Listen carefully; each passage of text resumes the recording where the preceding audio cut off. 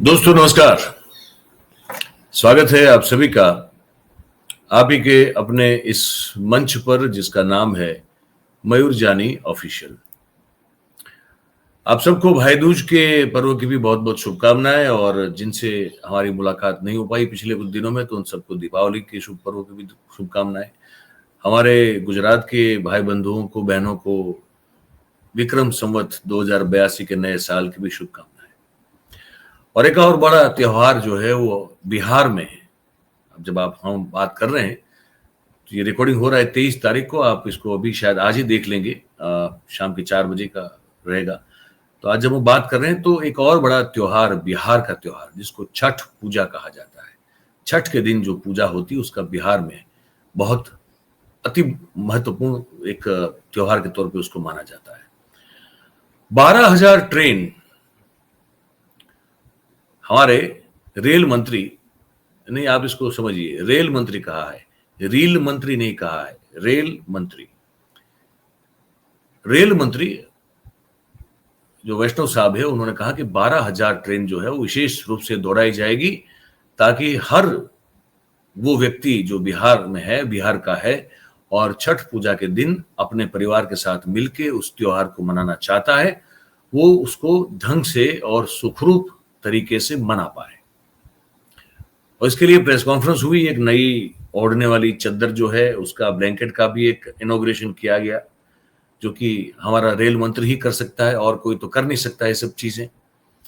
और उसके बाद फिर से एक बार देश के भिन्न भिन्न शहरों से जो हमको दृश्य देखने को मिले, रेलवे स्टेशन तक पहुंचने की वो जद्दोजहद, उसके बाद फिर उस ट्रेन के डिब्बे में चढ़ने की एक कवायद जो मेरे ख्याल से महाभारत के युद्ध से कम नहीं है, कुरुक्षेत्र से कम नहीं है वो। और डिब्बे में घुसने के बाद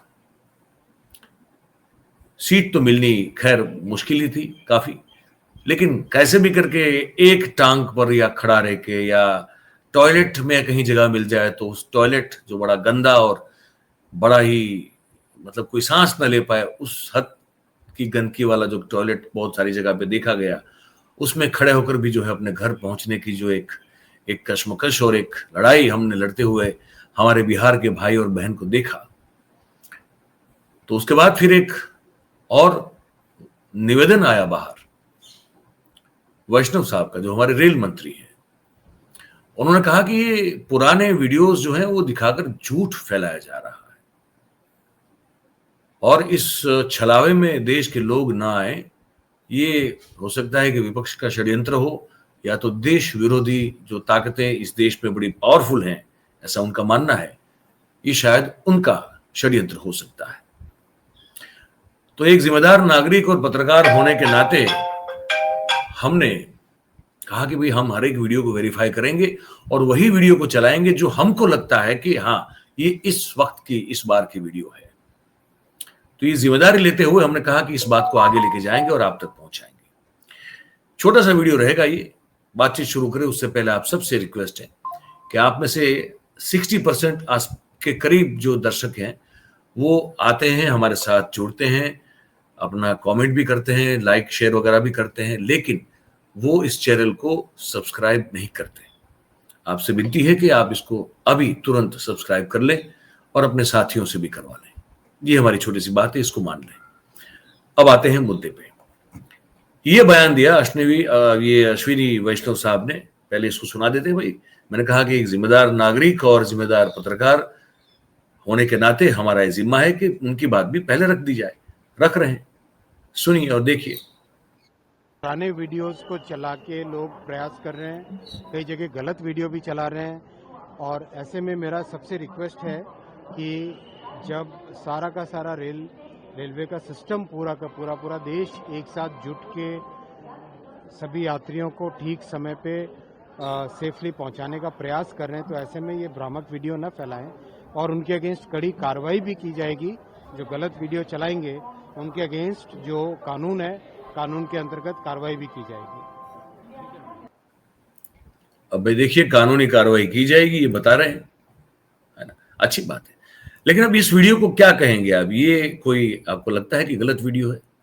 ये देखिए आप, ये मैं नहीं कह रहा हूँ, ये मैं नहीं कह रहा हूँ, ये आपको मैं यहाँ फ्रीज कर दूं पहले, है ना, आप देख लीजिए इसको। ये पीटीआई जो है, प्रेस ट्रस्ट ऑफ इंडिया, उसके ट्विटर या तो एक्स हैंडल पर ये पोस्ट डाली गई है।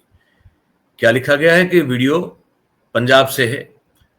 Chaos at Jalandhar railway station as Chhath Puja rush pics, मतलब कि छठ पूजा में हिस्सा लेने के लिए बिहार जाने वाले हमारे भाई बहन को लेकर जो भीड़ थी वो अपने चरम पे थी। कहां पे थी ये भीड़? आप देख रहे हैं, यहां लिखा गया है कि ये भीड़ जो थी वो पंजाब में जलंधर रेलवे स्टेशन पे ये भीड़ पाई गई। और इस वीडियो में क्या है आप देखेंगे जरूर, लेकिन पीटीआई लिखता है कि RPF and GRP on high alert as passengers attempt to force open train doors. भाई रेलवे पुलिस फोर्स को और ये जो जीपीआर पुलिस हमारी होती है, उस दोनों को हाई अलर्ट पर रख दिया गया। क्यों? क्योंकि जो पैसेंजर्स थे उन्होंने वो ट्रेन जो कि स्टेशन पे रुकी थी लेकिन उसके दरवाजे खुल नहीं रहे थे, उसको जबरदस्ती से फोर्सफुली उन दरवाजों को तोड़ के वहां उस ट्रेन में घुसने की कोशिश की। इसलिए जो सुरक्षा दल है हमारे, उनको हाई अलर्ट पे रखा गया। फिर पीटीआई लिखता है कि उनका जो सोर्स है ये थर्ड पार्टी वीडियो है। तो अब ये पीटीआई कह रहा है अगर वैष्णव साहब को किसी पर मुकदमा दर्ज करना है, चलाना है, तो पीटीआई पे कर सकते हैं। हम तो उसकी ट्वीट जो है उसको चला रहे हैं। तो हमारा सोर्स तो पीटीआई है, पीटीआई का सोर्स कोई तीसरा है। अब वो कौन है वो पीटीआई से पूछे, हमको नहीं पता। लेकिन ये वीडियो देखिए किस तरह से लोग डेस्परेट हैं कि वो ट्रेन के दरवाजे को, जो बहुत ही मजबूत लोहे का बना होता है, कैसे उसको तोड़ने की कोशिश कर रहे हैं। एक दृश्य थोड़ा लंबा है लेकिन मैं उसमें आप तक पूरा मैसेज मेरा चला जाए उतना लंबा मैं जरूर चलाऊंगा। देखिए इसको आप देख सकते हैं, है ना। अब मैं इसकी फुल स्क्रीन कर रहा हूं, आप देखिए इसको। इसका ऑडियो भी बढ़ा रहा हूं।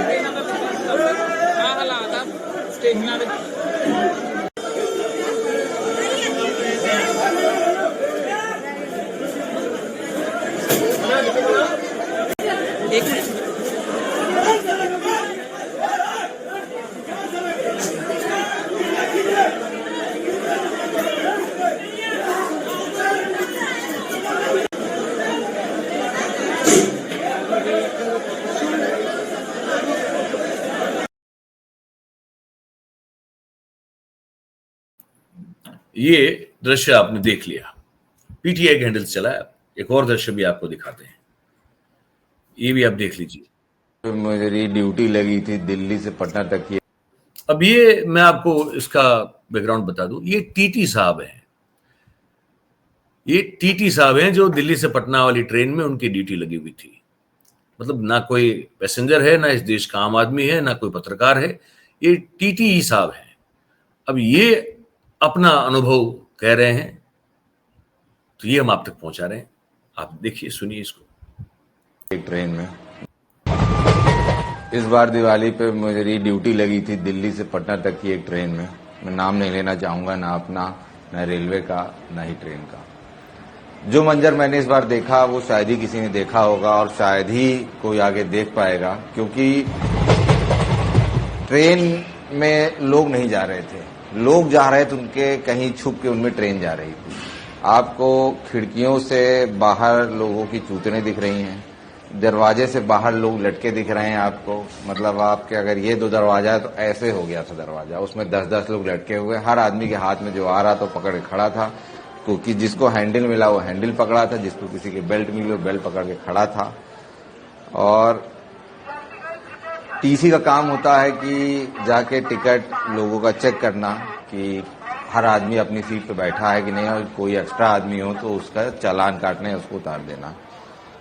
तो टिकट तो तब करते जब सीट दिख रही होती। बोगी में सिर्फ लोग भरे हुए थे। किसी बड़ी मुश्किल से मैं भरा बोगी में घुसा, वो भी मैं घुसा सिर्फ इसलिए क्योंकि मुझे खुद पटना जाना था, वरना मैं उस दिन रिजाइन कर देता। फिर ये हुआ मेरी भी दिवाली छूट जाएगी। मैं किसी तरह घुस तो गया, लेकिन घुसने के बाद मुझे पता चला कि भीड़ क्या होती है। लोग कहते हैं कि कुंभ मेले में बहुत भीड़ होती है। मैं कहा अरे एक बार दिवाली पे किसी बिहार जाने वाली ट्रेन में बैठ के देखो, पता चलेगा भीड़ क्या होती है।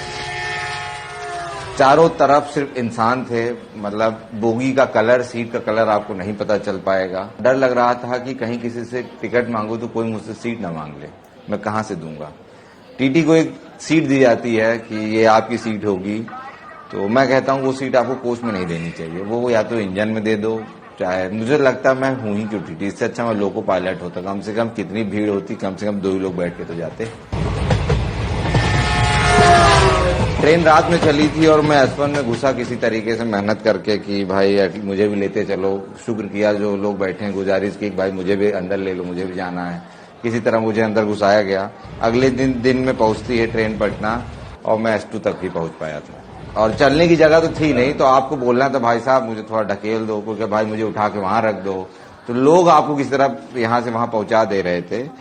और ऐसे में महिलाओं की सुरक्षा की बात हो रही थी कि पुलिस को देखने जाना था, कुछ हो तो नहीं रहा है। अब उस डब्बे के अंदर जो हो रहा है, जो होगा, वो उन्हीं लोग को पता है। ना वहां पुलिस पहुंच सकती, ना टीटी पहुंच सकता, ना वहां आर्मी पहुंच सकती है।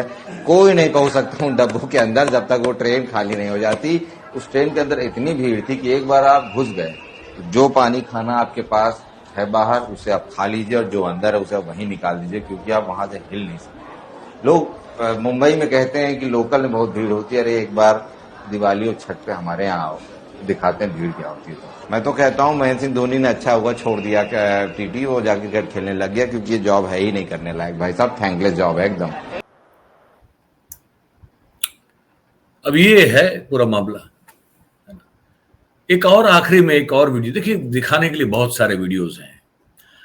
अब इसको छोटा रखना चाहते हैं, कोई लंबा वीडियो करना नहीं चाहते। आज का इस बातचीत का जो मुख्य उद्देश्य है वो ये है कि वो 12,000 ट्रेन कहाँ है।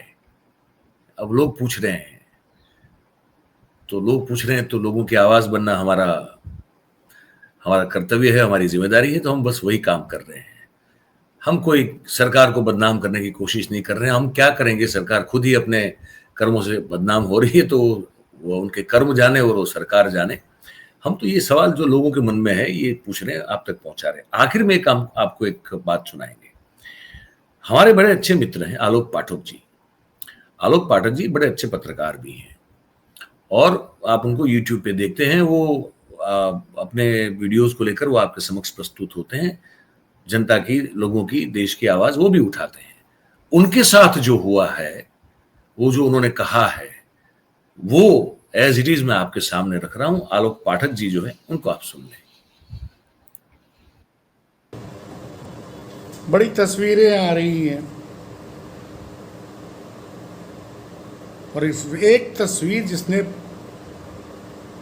कि देश के परिवहन मंत्री नितिन गडकरी साहब अपने पोते पोतियों के साथ दिवाली पे पटाखा खरीदने गए थे। कल ये रील बन के सोशल मीडिया पे शेयर हुई। लोग कहते हैं जब तक आपका हाथ खुद नहीं जलता है ना, तब तक आप आम आदमी का दर्द नहीं महसूस कर पाते। मेरी बेटी पुणे में रहती है। जब तक इंडिया टुडे में था, महंगे से महंगे टिकट खरीद के मैंने उसको दिवाली पे 25,000 का टिकट खरीद के मैंने उसको दिवाली पे बुलाया है। खैर अब नौकरी नहीं है, लेकिन वो पुणे में जॉब कर रही है और पुणे से लखनऊ का फ्लाइट का किराया 30 से 35,000 हो गया है। तो आम आदमी का दर्द मुझे आज महसूस हो रहा है, जब दिवाली के दिन मेरी बेटी महंगे एयरफेयर की वजह से घर नहीं आ पाई और कोरोना काल में कुछ खास लोगों ने हम जैसे कई लोगों को मीडिया में बेरोजगार कर दिया। थोड़ा गुस्सा भी आ रहा अपने आप पे कि मैंने तब से ठान लिया कि अब किसी मीडिया हाउस का हिस्सा नहीं बनूंगा, क्योंकि आप मेहनत करके मीडिया हाउस को सब कुछ दे देते हैं और ये जब चाहते हैं तब आपको दूध में से मक्खी की तरह निकाल के फेंक देते हैं। लेकिन आज महसूस कर रहा हूं उन लाखों करोड़ों माता पिताओं के दर्द, जिनके बच्चे महंगे हवाई किराए और ट्रेनों में रिजर्वेशन न होने की वजह से त्योहारों पे अपने घर नहीं आ पाते हैं। और उसके बाद जब आप देखते हैं कि ये तमाम मंत्री मुख्यमंत्री दिन भर जनता के टैक्स के पैसे से चार्टर्ड हवाई जहाजों में उड़ते रहते हैं, तो बुरा लगता है।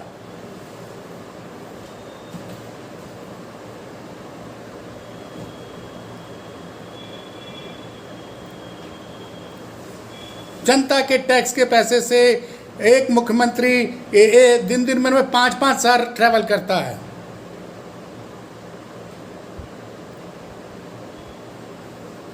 कल एक पत्रकार साथी हैं हमारे, अनिल सिंह ने अपने एरिया की पीड़ा बताई थी।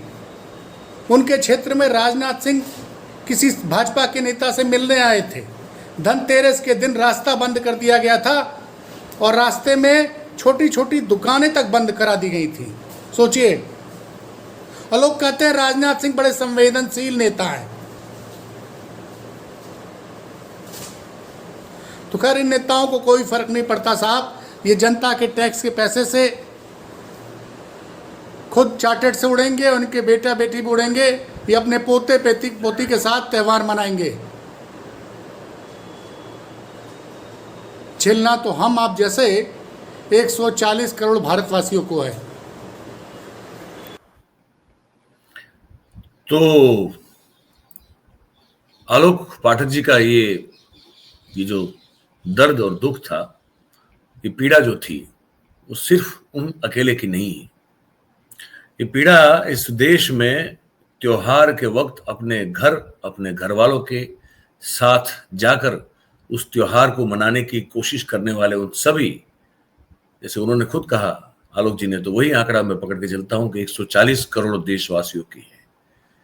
तो ना हमारे पास हवाई जहाज है जो हमारी सेवा में तत्पर हैं, ना हम जैसे 140 करोड़ लोगों के पास वो धनपति दोस्त हैं जो हमारी एक इशारे पे अपने चार्टर्ड फ्लाइट जो हैं, प्लेन जो हैं, वो मुहैया करवा दे।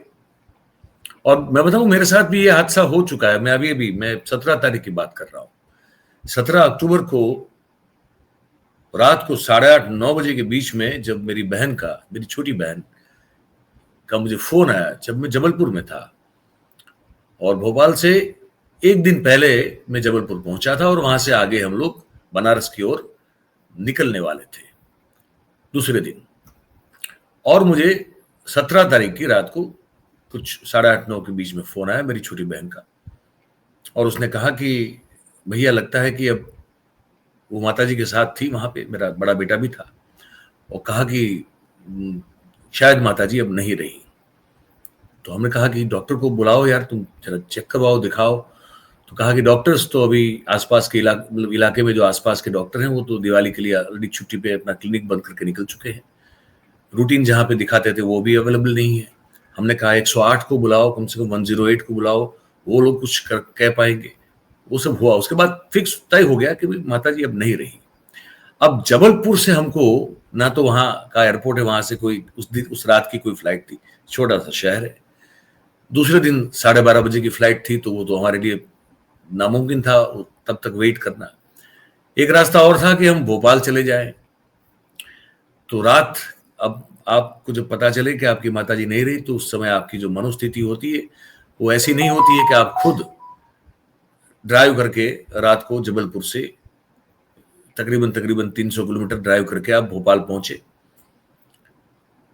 यकीन मानिए कि वो तो ईश्वर की कृपा रही। मैं मानता हूं कि कोई एक ऐसे ड्राइवर साहब मिल गए, क्योंकि सब छुट्टी पे थे, तो हम पहुंच पाए। वरना हम किसको कहते कि हमको कैसे भी करके पहुंचा दो। हमारी माताजी नहीं रही, हमको किसी भी हालत में सुबह जो है 18 तारीख को अहमदाबाद पहुंचना है, क्योंकि उनका अंतिम संस्कार होना है। और हम बेटे हैं उनके, तो हम नहीं पहुंचेंगे तो कैसे हो पाएगा। ये आम आदमी की मुसीबत है। हम पहुंच पाए, ड्राइवर साहब मिल गए हमको, मकबूल नाम था, मकबूल बेग साहब, वो हमको मिल गए। वो एक तरह से चमत्कार हुआ। वरना ये आम लोग जो है इस त्योहार में जिस तरह से मैंने कहा बहुत सारे दृश्य दिखा सकता हूं मैं आपको, आपने अलग अलग सोशल मीडिया पे देखे भी होंगे।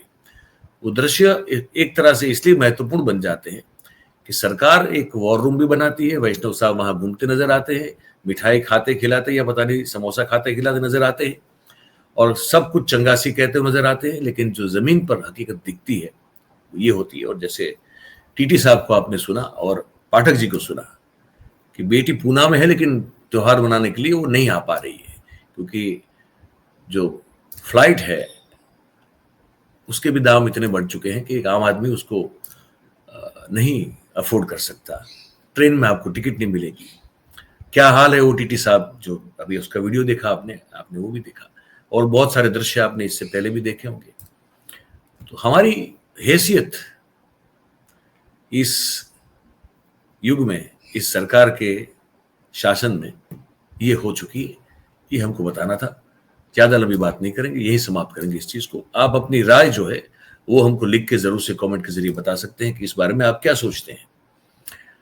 बातचीत ठीक लगी हो आपको, ये मुद्दा जो है वो सही लगा हो, तो इसको आप लाइक करें, वीडियो को, इसकी लिंक को शेयर करें, और उसकी हो सके उतना इसको शेयर कर दीजिए।